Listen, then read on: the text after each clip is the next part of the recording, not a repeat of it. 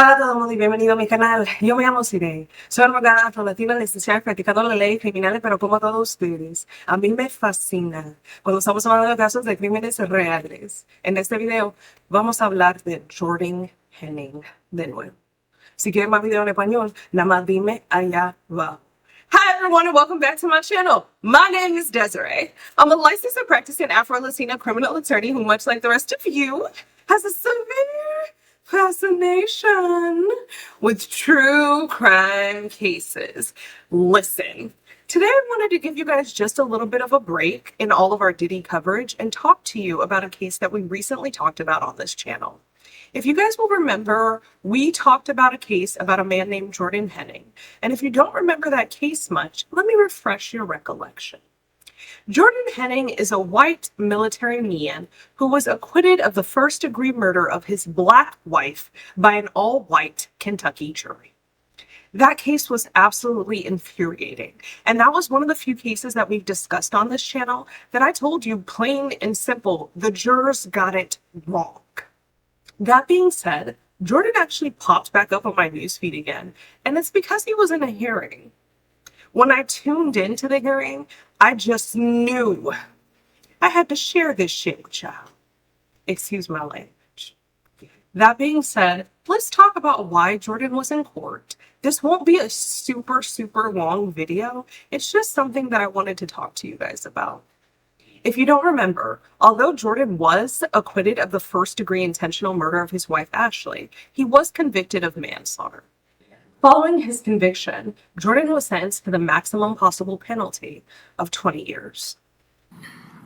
You know, I think part of my job sometimes is to make sure that I am, I don't want to say educating, but I'm because I'm not going to lie to you, I've had some individuals say, well, Judge, couldn't you just do away with what the jury did? I mean, things of that nature. No, I can't. Our laws are that the juries came back with a manslaughter first. I can't change that to anything else. I can't change that to murder. I can't set aside that jury determination. What I can do, and I will at this point in time, is I'm going to adopt the jury's recommendation of the maximum sentence. They recommended 20 years. I'm going to give you the maximum of 20 years. I think it's appropriate in this case. I think it's appropriate for for several reasons, for the violent nature of the offense. I certainly saw the video more times than I wanted to, probably more times than anybody should, ruling on various motions. We saw it at trial. I think we actually saw it during jury deliberations. The heinous nature of the offense committed obviously was terrible in nature. I'll probably never get it out of my thoughts. Poor Ashley laying there on the ground making those type of noises. I mean, just because I'm wearing this black robe doesn't mean that things don't have an effect on you. And seeing the video, well, I asked Mr. Williams how the children are. I mean, that the children were exposed to that. That has to be something that, I mean, it'll stick with me. So it's got to stick with them. Thinking about, I think the one daughter was upstairs, even watching it out of her window. The other ones hearing it, not knowing what was going on, not knowing whether you were going to shoot them and kill them. I could not imagine being that age, seeing all that and hearing all that going on. For those reasons, I'm going to give you the maximum in this case, the 20 years. I don't really care for Jordan if you couldn't tell much by my tone, but do you know what this bum, this lame, this loser, this slimeball, this imbecile did after being granted the gift of his life being spared because the jury acquitted him of first-degree intentional murder, after being granted the gift of only 20 years in prison for intentionally killing his wife, after being granted the gift of all of those things? You know what this bum did? He filed a motion to have his sentence reduced.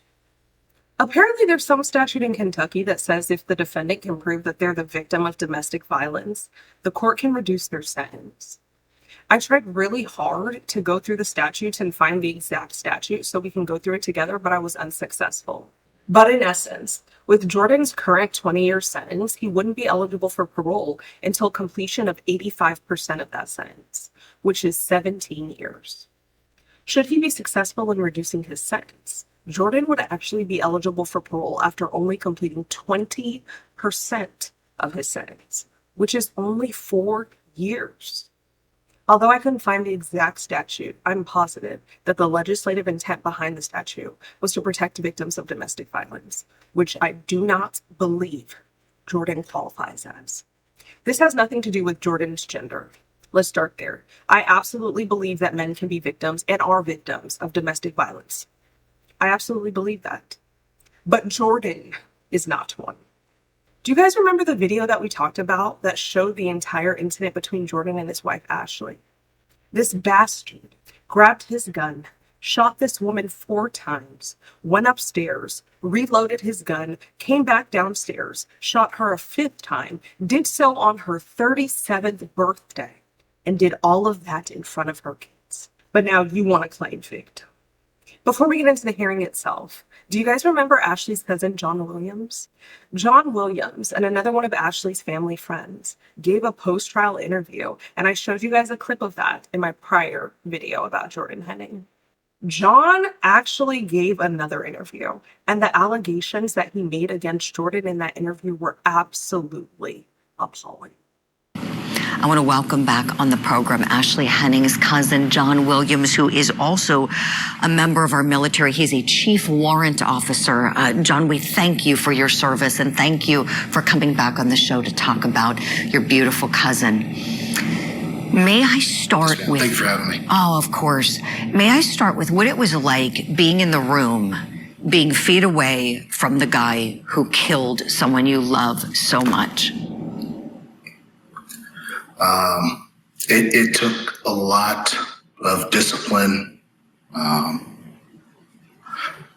to not physically go after him. But I know by doing something so reckless would only tarnish the name of the Williams family. So I did it for my grandmother, did it for Ashley, did it for Ashley's mother. So that's the only reason why I didn't do anything to him. You've taken the high road and been such a great advocate for Ashley, and we know this is incredibly painful for you. It seemed that there was something perhaps very painful that you recognized happening during the process of the trial. When you were at the sentencing, you said that Jordan Henning sold the jury a lie. Tell us, please, John, what you mean by that. Yes, ma'am. Shortly after the trial was over, there was a anonymous source that reached out to some friends of the family and informed us of several websites, some X-Hamster, FetLife, some Snapchat, sent us screenshots of all the activity that Mr. Henning, the extracurricular activity he was having while married to Ashley.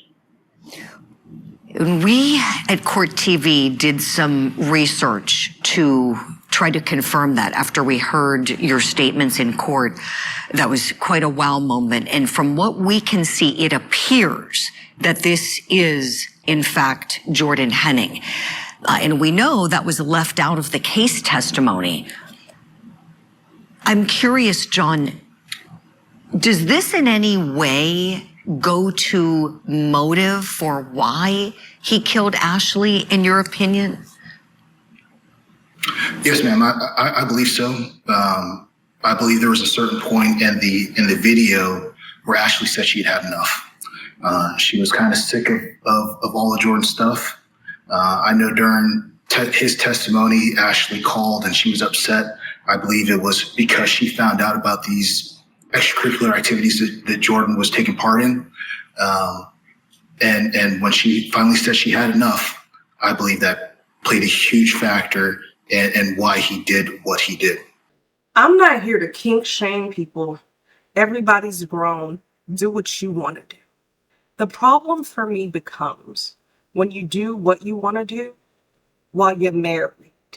Ashley's cousin stated that Ashley was just discovering Jordan's double life, and that's what ultimately led to her murder.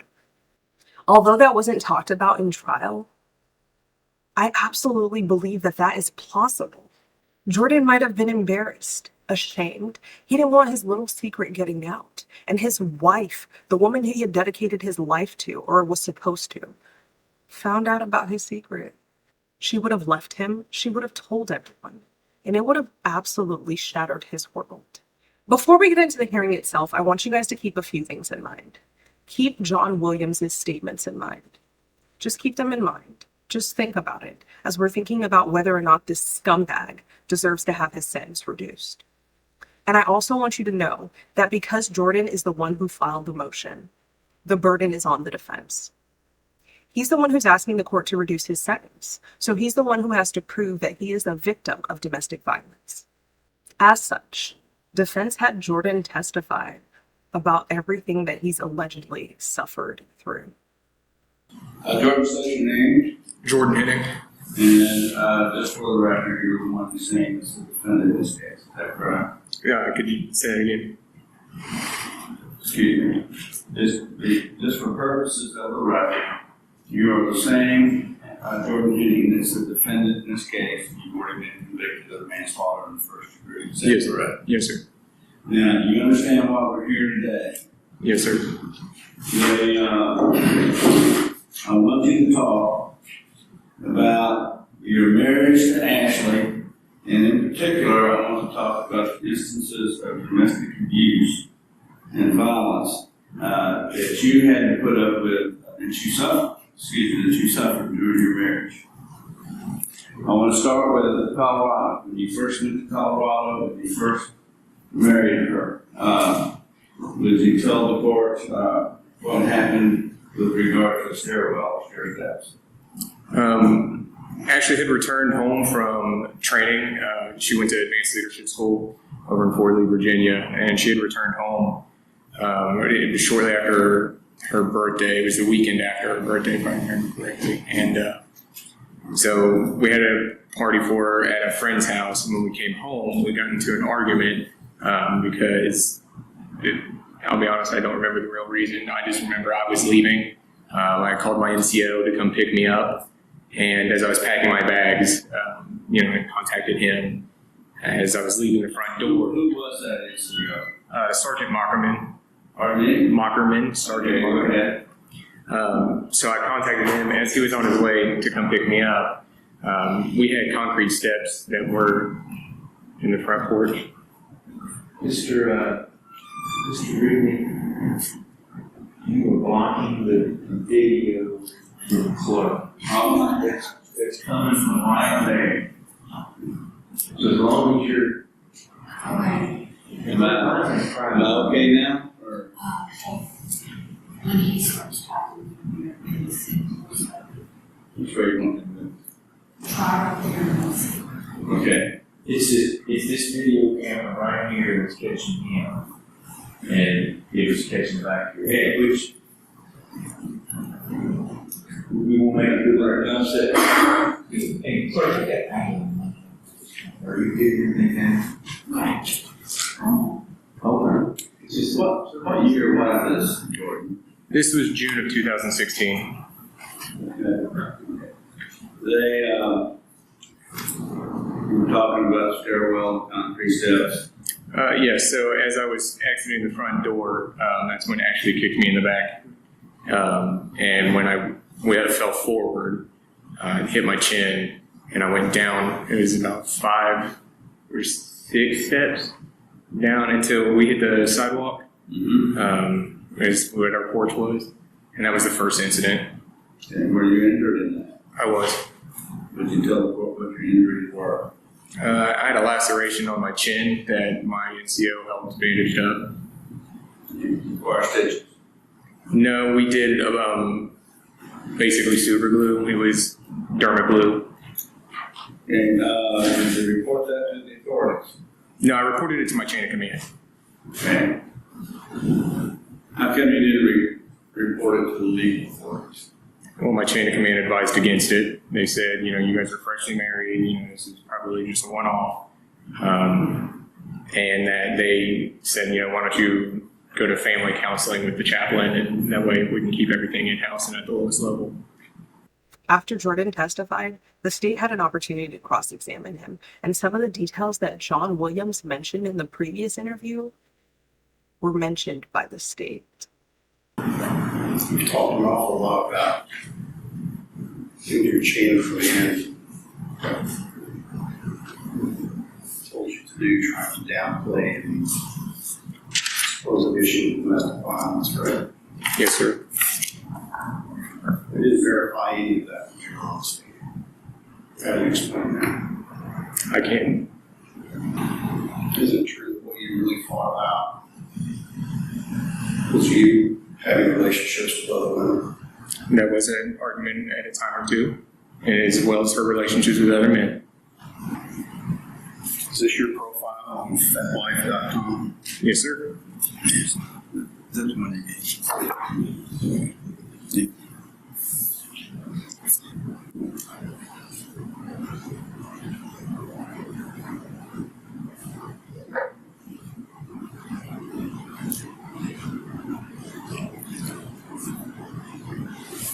I just asked you what wrong.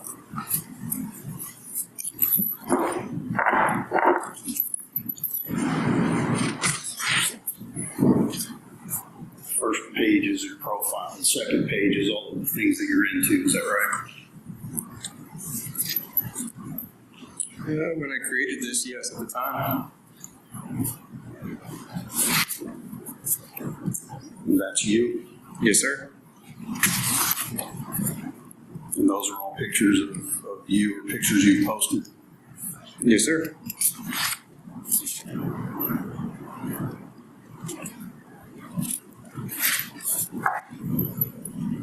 In the next couple of pages, again, listing the things you're into. Yes, sir. And the last page is a video that you posted. Not on FetLife, sir. It's on a different website. Yep.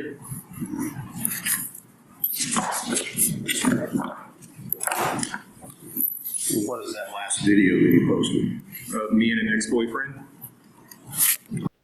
After Jordan testified, his mother did the same. Wendy, state your full name and address, please. Wendy Henning, 12665 or 663 Keyswater Road, Cervini, Ohio. So, name you can say on the name. Yes. What's your relationship with Jordan Henning? He is my son. And I would like for you to tell the court about Ashley's communication levels with you, what she would do when Jordan would come to see you. Are you coming down to see her? Excuse me. Well, when they moved here,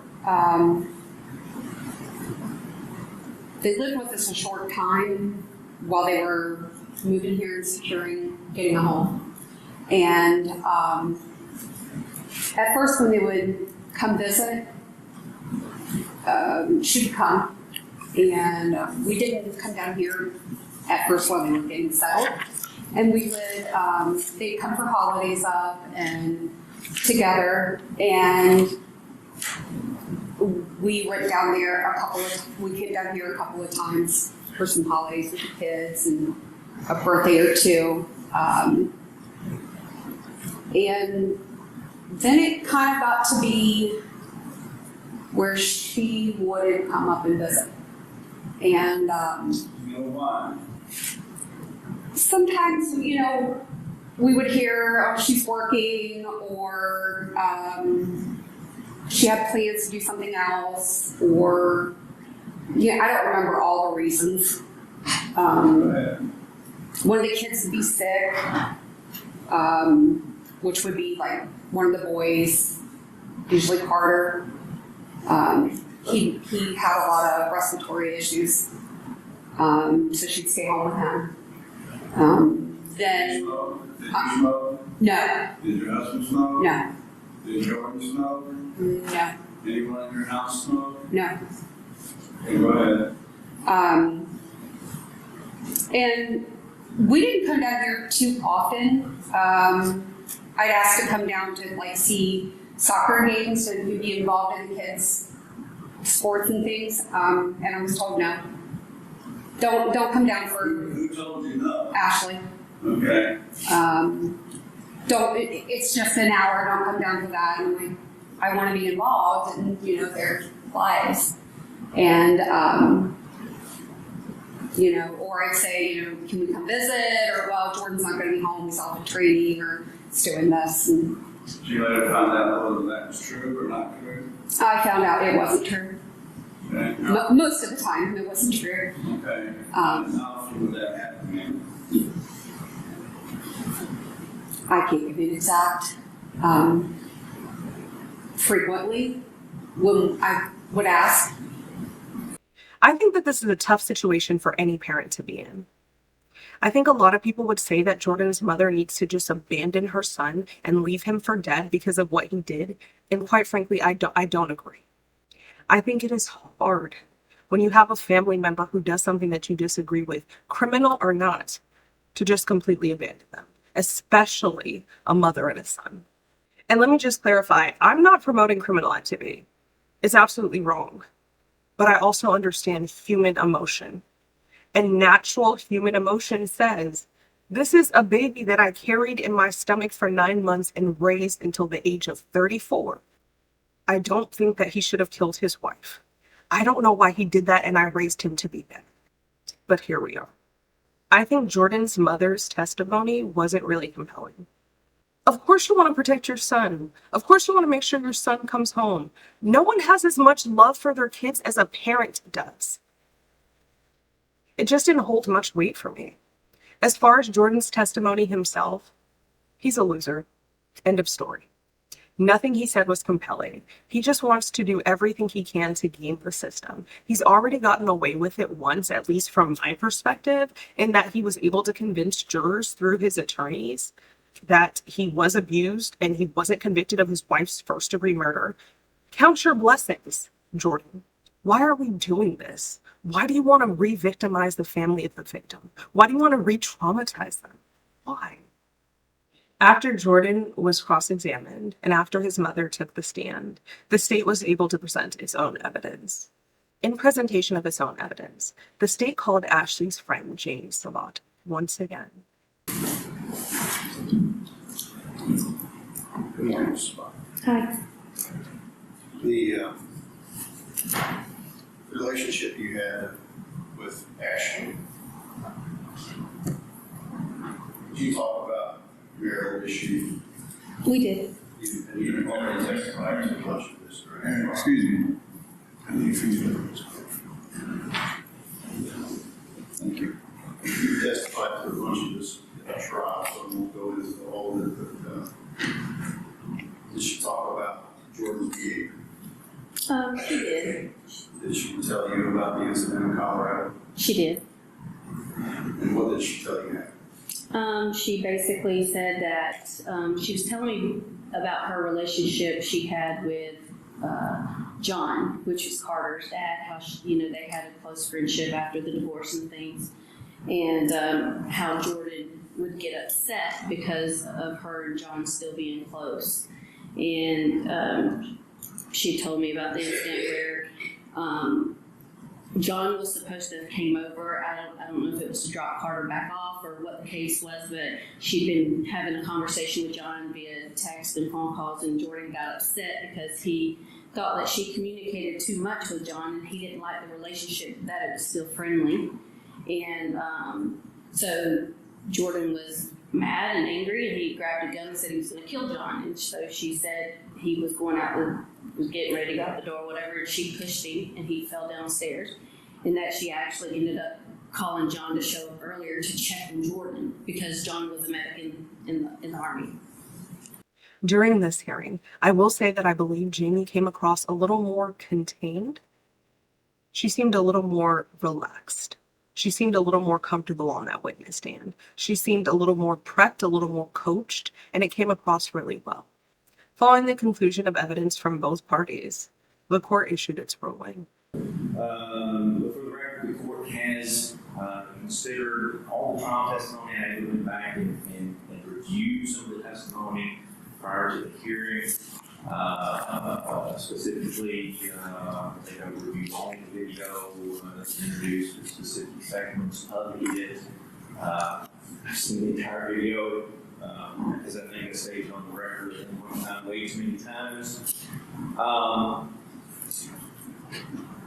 I've been doing this for a little bit. Sometimes when you make these decisions, I don't get nervous because TVs are here, people out there, you're used to that. It is type of job. I think you get nervous in this job when you want to make the right decision. You're nervous when it's either or real close.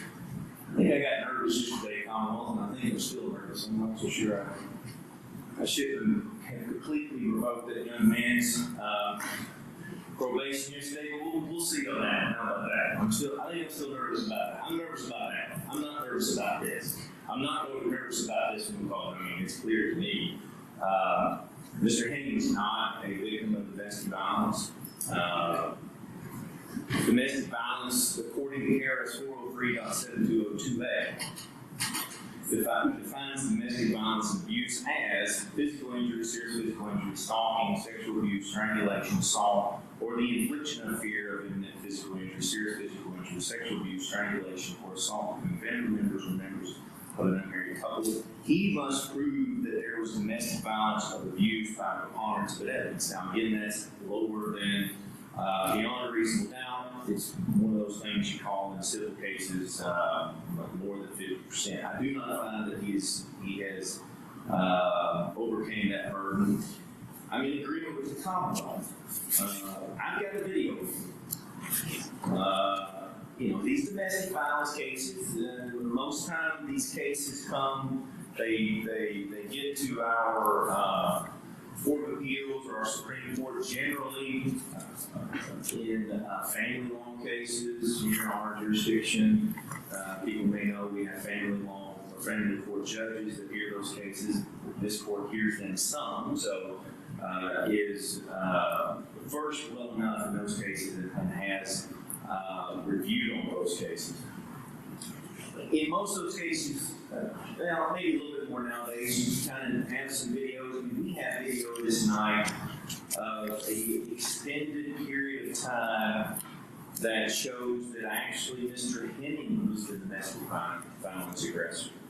I did not see anything in that video. Like I said, I reviewed that, I'm going to say at least a half a dozen times, either the majority of it or these specific portions.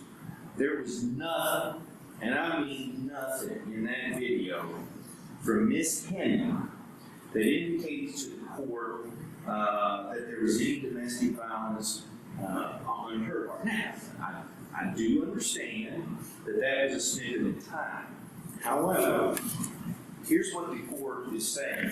The impact of that evidence, direct evidence of Mr. Henning's domestic violence against Ms. Henning, the court can easily draw an inference from that on any of these other alleged occasions, you, sir, were the aggressor of domestic violence. Now, the evidentiary allowances for hearings like this, hearsay can come in and things of that nature. Just to be honest with you, I would have to believe you, sir, and only you, because there is no corroborating testimony in regards to you suffering physical violence. Your mother didn't corroborate. I have not heard anything additional today to corroborate. I did not hear any. Now, everybody has issues in any relationship, marriage or otherwise. Could there be yelling? Could there be screaming? Could there be taking it something and throwing it up against the wall. Okay, that is not physical abuse or violence. Now it could go to the level of possibly infliction of this fear of imminent, but it must be imminent. But to even believe that, I've got to believe you, sir. I don't believe you at all. Did you know that the courtroom erupted in applause as Jordan was denied on his motion? Absolutely. Here's one for Ashley. Jordan, your complete lack of accountability is absolutely astonishing. To not even allow Ashley's family and friends to have one little moment of peace and to return and make everything about you is repulsive. You are just so sad and pathetic. As I stated earlier, this wasn't intended to be a super long video, but I did want to cover the hearing because this is a case that we previously discussed. And also secretly, I wanted to give you guys just a little bit of a break on all the Diddy coverage because this case is intended to last a full 8 to 10 weeks. Let me know your thoughts on what happened in this hearing or any other thoughts you might have about Jordan, the case, or anything else. As always, thank you guys so much for watching. Please be sure to like, comment, share, and subscribe. Until next time, y'all take care.